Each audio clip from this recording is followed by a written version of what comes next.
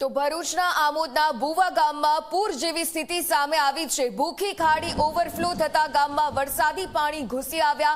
ગામ તરફ જતો મુખ્ય માર્ગ પાણીમાં ગરકાવ થયો છે અને જેના કારણે વાહન વ્યવહાર પણ બંધ કરી દેવામાં આવ્યો। નાના વાહનોની અવરજવર પર પ્રતિબંધ કરવામાં આવ્યો છે। બસ સ્ટોપ પણ પાણીમાં ગરકાવ થતા મુસાફરોને ભારે હાલાકી ભોગવવી પડી રહી છે। સ્થળ પર પોલીસ બંદોબસ્ત ગોઠવી અને લોકોને જોખમ ન લેવા માટે સતત અપીલ કરવામાં આવી રહી છે।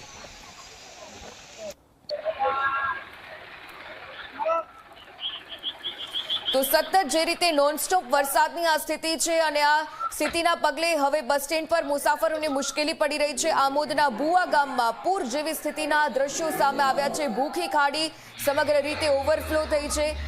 વાહન ચાલકો પણ હવે આ માર્ગ પર પસાર થવામાં મુશ્કેલી વેઠવી રહ્યા છે। તો બસ સ્ટોપ સહિતની તમામ જે જીવન જરૂરિયાતની ચીજ વસ્તુઓ લેવા માટે પણ ખોરંભે કામગીરી ચડી છે। તમામ લોકોની ચેતવણી પણ અને સાઇનબોર્ડ પણ નગર દ્વારા જાહેર કરવામાં આવ્યા છે।